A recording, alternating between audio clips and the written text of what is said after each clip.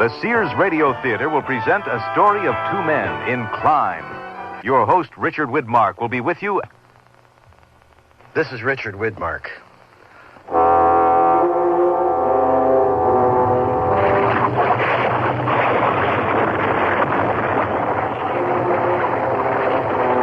When formed by eruptive agencies, the birth of a mountain is a violent event.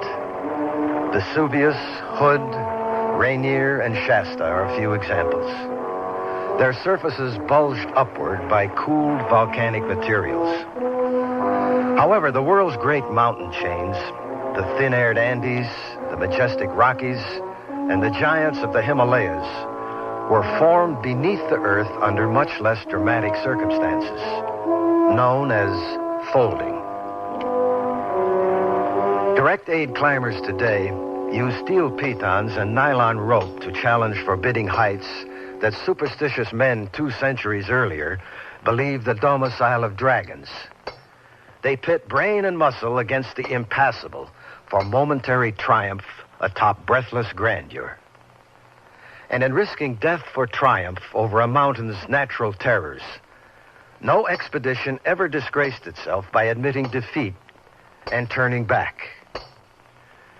But what if you find yourself, as Jack DeShields and Dan Hunt do, on a climb where you can't turn back and you can't go forward, cut off from help?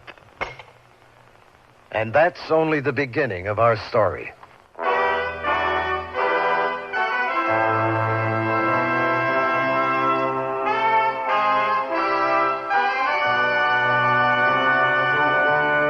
Sears Radio Theater, a new adventure in radio listening. Brought to you 5 nights a week. Your hosts, Lorne Green. I'll bring you stories of the Old West and the New. Andy Griffith with a look at the funny side of life. Vincent Price with tales of mystery and suspense. Cicely Tyson with stories about love, hate, and related things. Richard Widmark. I'll bring you stories of pure adventure. 5 nights of exceptional entertainment every week. Brought to you in Elliott Lewis production of the Sears Radio Theater.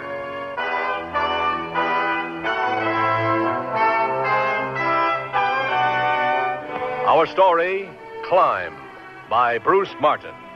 Our stars, Vic Perrin and Stephen Marco.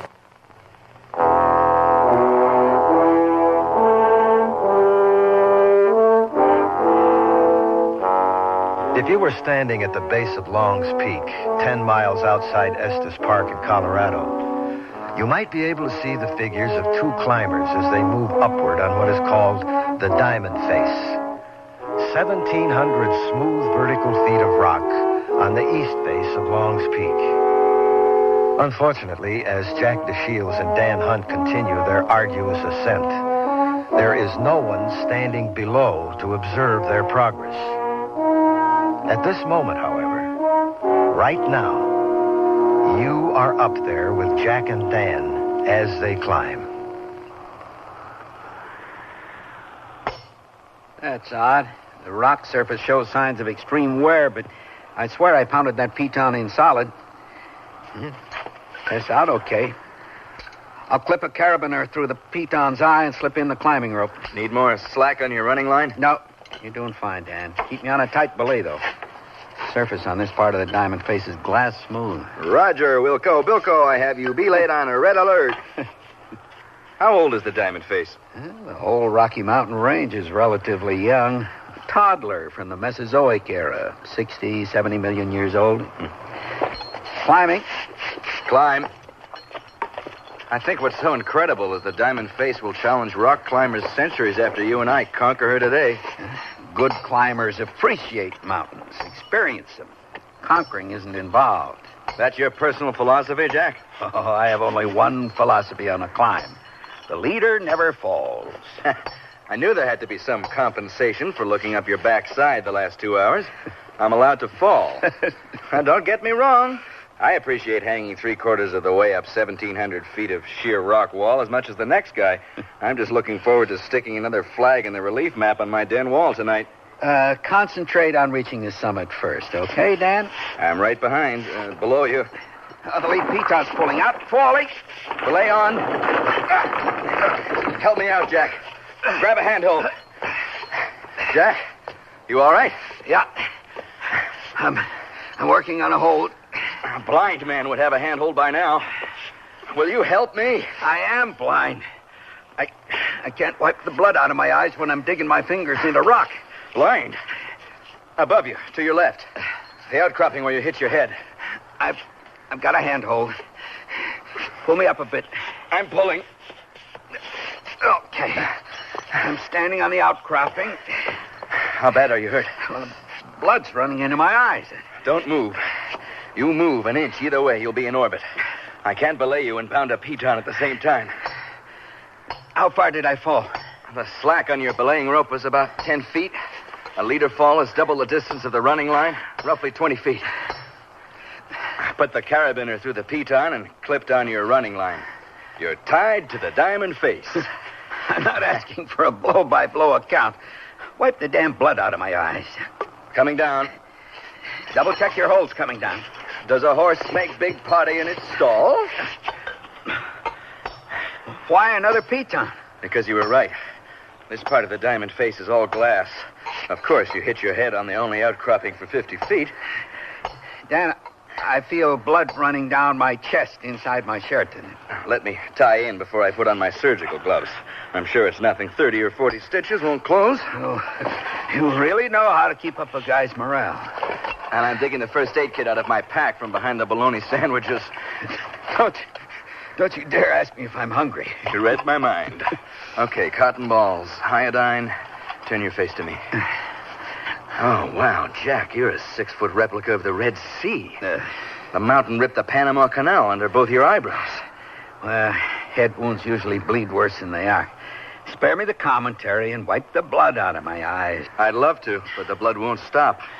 I'm prescribing gauze and canceling the climb. You wrap gauze around my eyes and you condemn me to die on this mountain. Well, what am I supposed to do? Watch you bleed to death?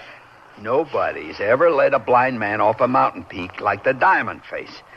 I've handled technical climbs for 13 years, I know. The blood isn't only inside your shirt, it's dripping on your boots.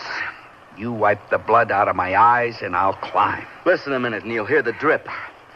Do it. If there was another... Just do it.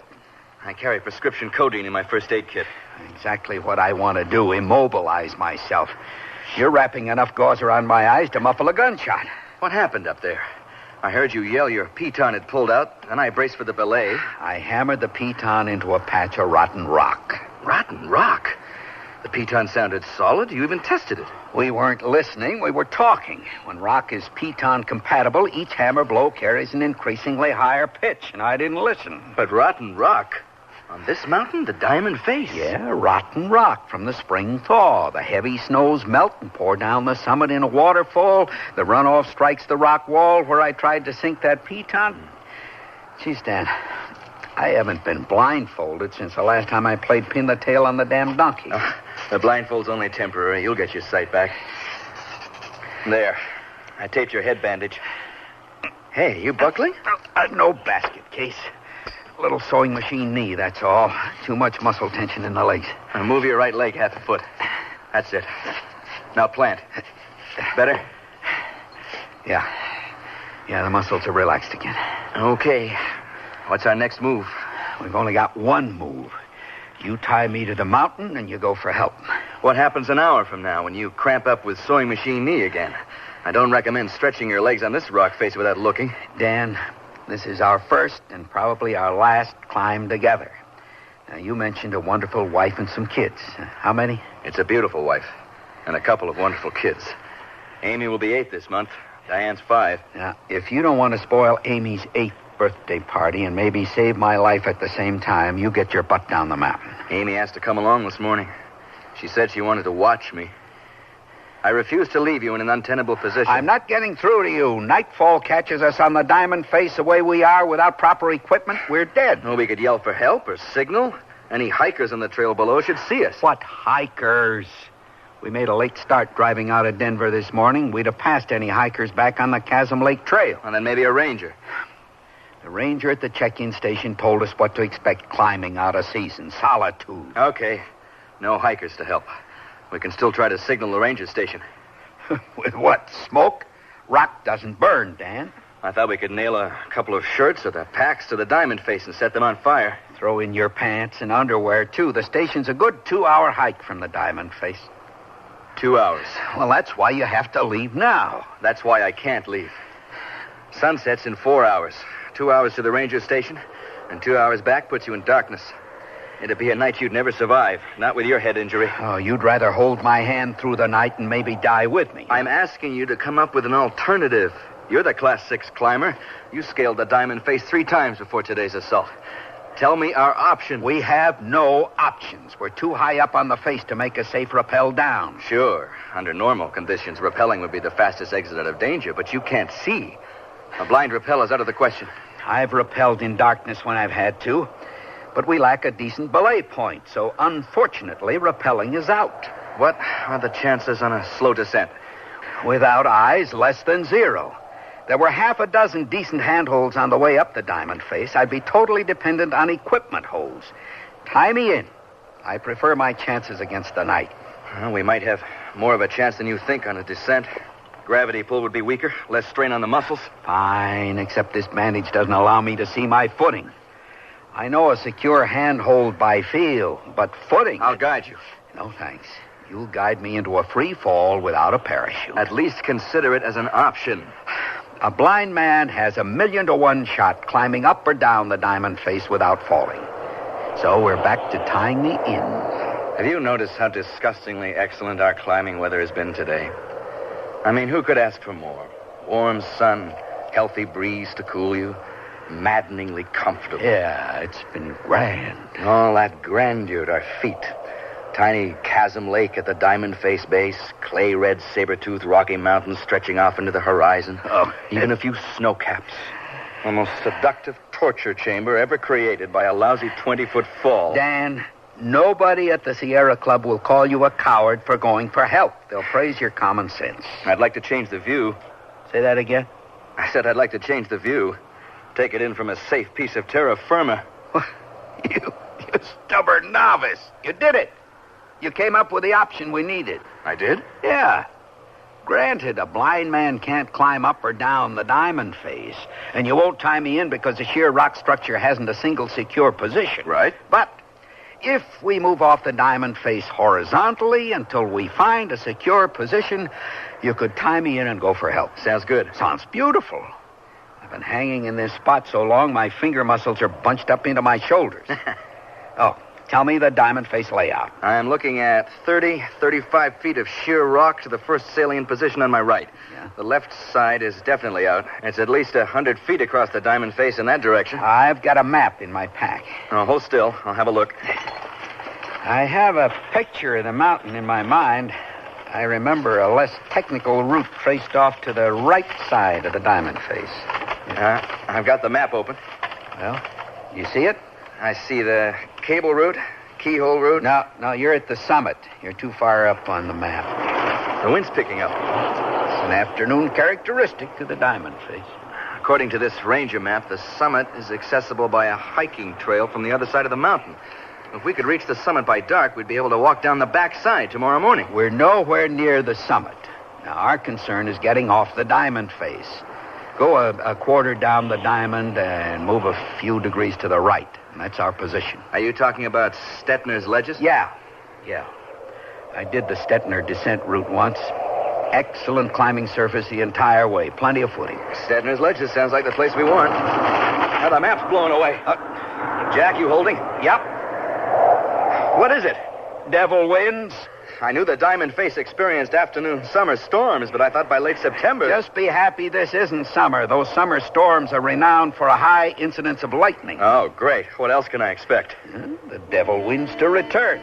What happens if the devil winds return when we're crossing the Diamond Face? We'll both be blown to kingdom come.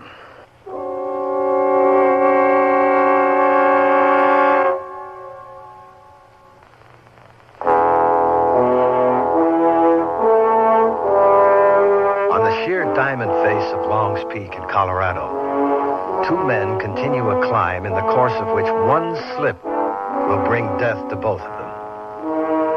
Jack DeShields is a Class 6 direct aid climber, a professional who has been temporarily blinded by an accidental fall.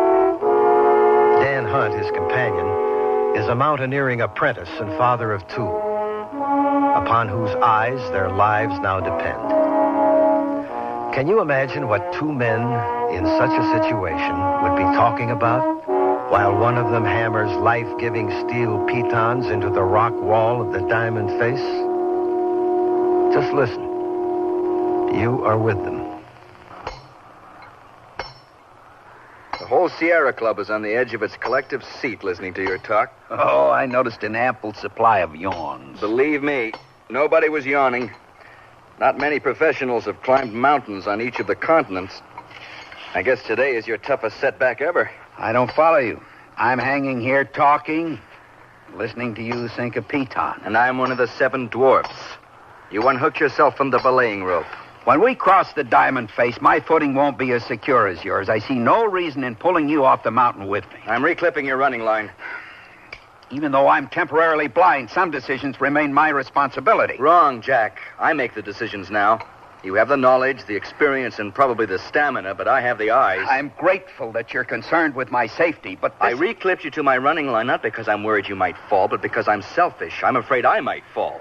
And you better belay me when I yell falling. I'll do my best. Pray lead on, O sighted one. I'll tie you in on Stetner's ledges. Backup piton every 6 feet across the diamond face should give us a fighting chance. Well, in our case, I'd say don't bet on it, but couldn't hurt. When fall impact yanks the lead piton out of rock, the secondary pitons usually follow in rapid succession. Remember when you went to the circus? How the crowd gasped when the ringmaster announced the high wire act was performing without a net? Yes, sure. Well, what we're crossing doesn't even have a wire. You ready to test the backup? I feel like a kid testing the water temperature with his toe. Well, your form wouldn't make the cover of a field handbook, but nobody's watching anyway. On a direct line from your head, arm's length away, you'll find a crack in the rock wall that might pass for a handhold. What do you mean, might pass? I only spot the holes. You decide whether the hold will support your weight. Found it. You can't stop between holes like that. You'll fall. What was that move worth? A foot? You're selling yourself short by half a foot. Oh, at this pace, we'll reach Stetner's ledges in moonshine. Determination makes its own time. A positive thinker and know where to hide. Somebody save me. Please, no negative vibes. I'm trying to believe what I'm saying myself. You know, you'll wear yourself out machine hammering that way. Yeah, I'm a regular hammering dynamo. But this wind affects my efficiency. Jack, the devil wind isn't coming back, is it? Probably. Oh, thanks. My paranoia needed feeding. Anytime. I take it when the hammering stops. That's my signal to prepare for my next 1.5 leap. You got it. Feet and handholds are in a direct line. 3 feet apart at your furthest reach. You know, don't you, that you're taking liberties with the blind? I've got you belayed if you slip. Besides, I want to test my system. That's it. Plant your feet. Your handholds a couple of inches higher up. No good. I can't find it. Your backup holding? You only fell a few inches. Everything's under control. Oh, I'd trade these worthless fingers for anything that'd chip rock. Now, the belaying rope slacked off. You found a hold. Foothold. My fingers are wedged in a hairline crack. Keep moving. I'm spread like a freshly skinned hide, hung out to dry. Move off that hold or I can't ease up on the belaying rope. Brace yourself. I'm holding you. Move. The pitons. Keep searching for a hold. Oh, this isn't working. Keep searching. For something that isn't... Ah, got one. I see another hold above your left ear. Okay. I'm planted. We made good progress. 5, 6 feet. You call it progress. I call it scrambling for my life. Oh, you didn't bargain for this when you volunteered to guide me across the diamond face. I knew what I was buying into. I told you our act has no wire. I'm talking about fatigue. Fatigue makes the best of climbers careless, and On this rock wall, carelessness kills. Only another 25 feet to Stetner's ledges. I promise not to get careless. Well, you already are careless. Your line of protective pitons scars the mountain, and you've no plan for extracting them. I think other climbers will forgive us the pitons we leave behind under the circumstances. Well, that's not my point. You're pressing. And that's careless. Now, you tie me in and get out while you can. Your next hold comes direct from the Alpine catalog, custom made. And extend your right leg halfway. Plant. Plant. It's all right. I'm on. My fingers feel raw. I think I scraped all the skin off my knuckles, too. A few bloody fingers won't do you any harm. Come on already. Coming. I'm coming. How far? Another 5 feet, and we've reached Stetner's ledges. You ready? Yeah. And able. I have my reservations about willing. Straight out from your shoulder, you'll feel a depression in the diamond face. I'm touching it now. I didn't find any prominent holes next to the rock ledge like I expected. You might be able to push across the depression and brace your feet on its lip. Are you on the rock ledge? No, I'm hanging right beside it. I'll help you onto the ledge first and then climb on. Right. I'm pushing across. This position isn't secure at all. Another couple of feet.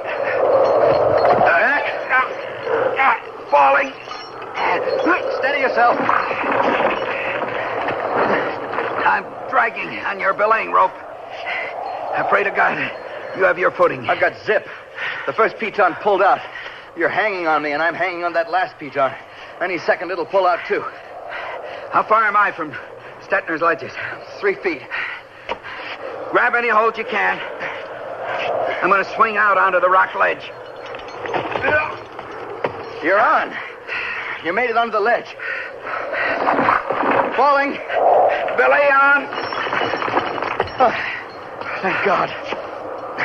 I'm below the rock ledge with good climbing surface. Climbing? Climb. Oh, man. It's nice to be alive. When I fell, I was sure you'd follow me down the mountain. How did you manage to hold on? Once I pulled myself up onto the rock ledge, I braced my feet and my back against the mountain. I just reeled in the slack on the belaying rope as fast as I could until you yelled. Then it was a matter of being prepared for the fall impact. And fortunately, I was. My waist rope was crushing my rib cage hanging on the end of that belay rope. Another 5 minutes and I'd be purple. How bad are you banged up? I'm not sure. Ribs are a bit sore. Your ribs have a right to feel sore. You were thrashed against the rock wall twice. Feel broken? There's no way to tell unless I stand up. I'm too beat to move for the moment. You and me both. Who is Stetner? I don't know. Well, whoever Stetner is, I appreciate the use of his ledge. After we catch our breath, what would you think of making a try for the summit? I'd think you were a figment of my imagination and that I was delirious. We used all our pitons crossing the diamond face. I haven't any equipment left to tie you in. You skunk. You planned that all along, didn't you? If I did tell you, you'd never have crossed the diamond face. I couldn't leave you on the rock wall to die. Oh, instead, you decided to lure me from one survival crisis to another without my knowledge. I resent being manipulated. The ranger map pointed our way off this mountain. The way is up. We climb Stetner's ledges and walk down the backside trail tomorrow morning. You idiot!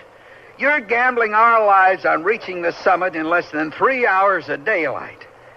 That's asking a heck of a lot. Especially with a blind man for a handicap.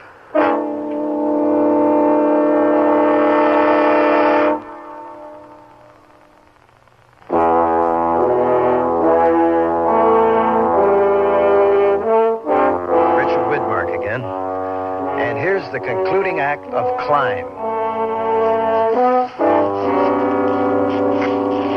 This ledge Has a flat surface, a couple of feet wide. We'll be able to walk for a little while. How about we take 5? Oh, we can't afford a break. What time is it? 3:10. We've been climbing for an hour straight. I want to sit down for a minute. Your gamble either pays off in 2 hours or nightfall traps us on the mountain. The higher we climb the Stettner route, the more hazardous the rock surface becomes. And the harder it is to backtrack to tenable ground. It'll be totally dependent on your eyes to point out my footing near the summit. It's impossible to spot holes in the dark. So, like it or not, we're in a foot race with a setting sun. You're right. Darkness falls fast in the mountains. I wouldn't want to deprive myself of the pleasure of sticking another flag pin in my den map. Where I can keep the center of gravity over my feet, I'll be able to climb by feel. You have to use your eyes to climb, like a chess game, several moves ahead. That way, we won't end up on a patch of rotten rock or blocked by a cul-de-sac. A blind man like me would bump his nose against a cul-de-sac before he ever knew it was there. Is the devil wind on this side of the mountain, too? No. We're on the north face of Long's Peak. A ledge ends here, at a junction of rock ledges. One line to the left, one to the right. Which do we take? This mountain is not my hometown. The last time I took the Stettner route was 2 years ago. And we used a map to guide us down, not up. And we're faced with a small problem because we don't have a map. The wind blew it away. How do I know which is the safe route? We won't have time to backtrack if we choose the wrong line. I'm depending on your eyes. You decide. You said you remembered a steep pitch towards the summit? Yeah. We'll take the right line then. Hope we're closer to the summit than I think we are. We climb side by side where possible so I can qualify your holes. Balance is everything on rock. Sometimes rock can look deceptively secure. Watch out for loose outcroppings. Now, stick to a 3-point stance. Yeah. Keep both feet and one hand planted. Let your free hand seek out the next hold. Spread eagle climbing tires you out, throws off your balance. I'm aware of that. And I'm also aware of the time. We move fast or we lose. Well, better the rocks fall than us. You don't sound too angry with me for manipulating you into this climb anymore. I am. I haven't forgotten. It's difficult to punch out somebody you can't see. I'm forewarned. I'll keep my guard up. I'll either punch you out or I'll buy you a drink. Depends on my condition when I'm returned to civilization. What's the time? 3:40. 3:40 already? What's happened? What do you see? You didn't mention anything about a chimney. Chimney? I don't remember a chimney. Well, there's one standing in our way. Runs a crooked line toward the summit. Impossible to determine what we'll find above it. Well, we'll climb the chimney to the summit. What if there's a cul-de-sac above the chimney? The game is over and we cash in our chips. We find a cul-de-sac, we'll work our way back down to a wide ledge and spend the night. Now, I know 3 ways up a chimney. Counterforce, jamming, or, if you absolutely have to, the layback. The chimney closes sharply at the top. We'll have to leave our packs behind. Too narrow for them to make it through. Press and pull yourself up the funneling sides of the chimney, taking as much abrasion on the soles of your feet as you can. You keep your face and hands free, away from the rock, in case you slip. And for heaven's sake, be careful when jamming. You slip with your elbow jammed in a rock crack and you're an instant basket case. Climbing. Climb. I'll let you clear a couple of feet before I follow. That way, if you kick down any loose rock, it won't have much momentum when it hits me. Lots of prominent rock. You shouldn't have much trouble. Well, chimney climbing requires more strength and skill. How far are you above me? 4 feet. Yeah. It's good enough clearance. Climbing. Rock. Sorry, Jack. Rock fell away when I touched it. Don't let that slow you down. Sun won't wait for us to catch up.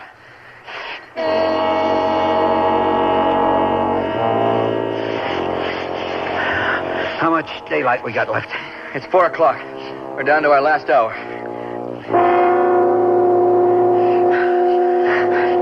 Hey, I grabbed your foot. What'd you stop for? Air. I'm not used to chimney climbing. It burns me out. Push yourself. I want to live, man. My arm muscles are trembling. Well, this run for the summit was your idea. Now move.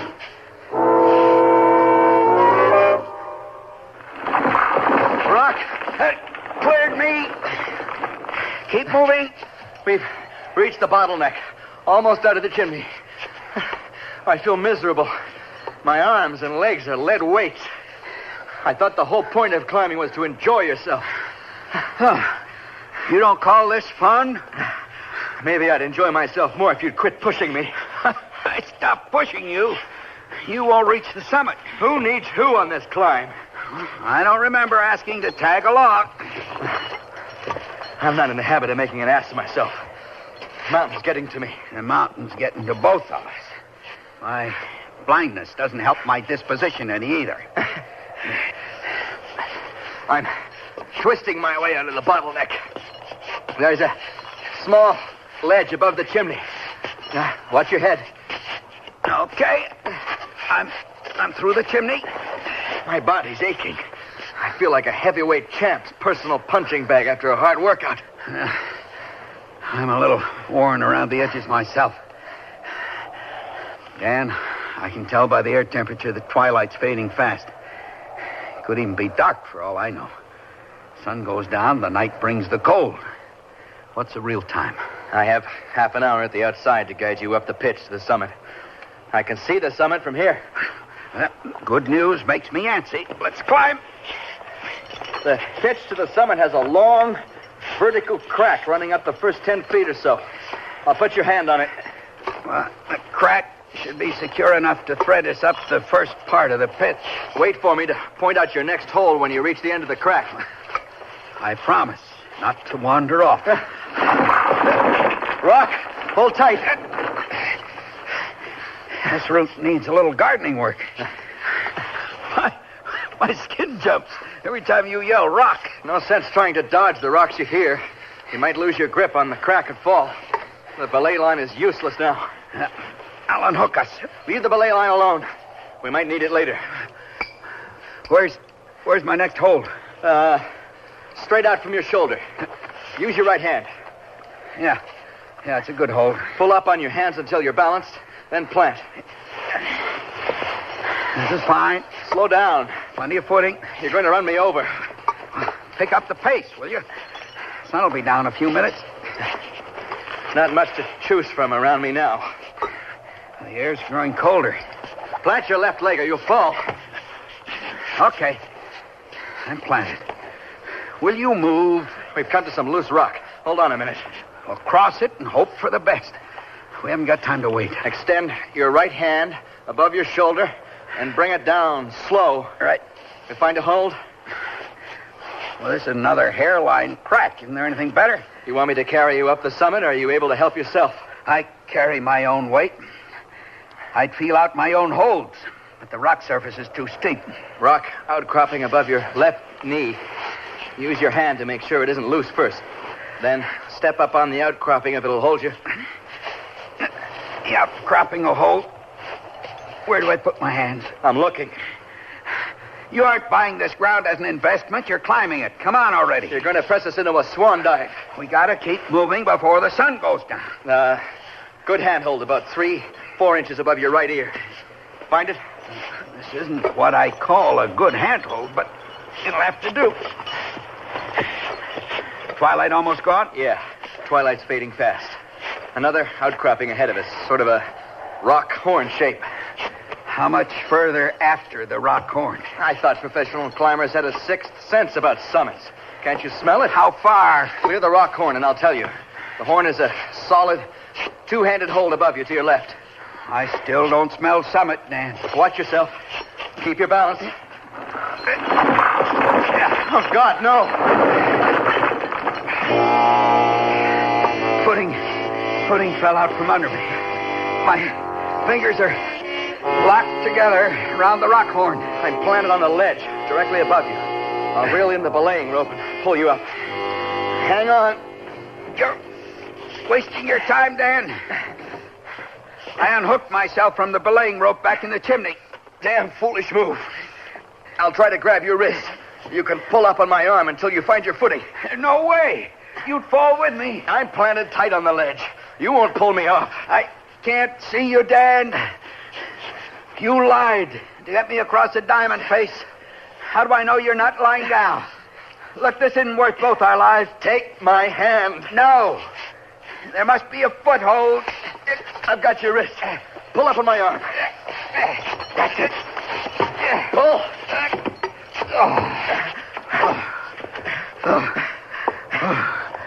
You are one crazy man. You know that? Yeah. So were the Wright brothers. Stand up and walk over here. Stand up? You mean we made the summit? Scout's honor. We made it. We're up the mountain. Hey, walk away from the edge or I'll be up here by myself. Take my hand for a couple of steps. Dad, thank you for saving my life. Any sensible man would have left me hanging on the diamond face. I told you I've been out of my senses for years. Maybe after the doctors take that bandage off your head and you can see again, you'll help me pick up those pitons I left on the diamond face. You name the day, and I'll climb with you. Now, how much time do we have left before sunset? Sunset was an hour ago. We both finished the climb blind.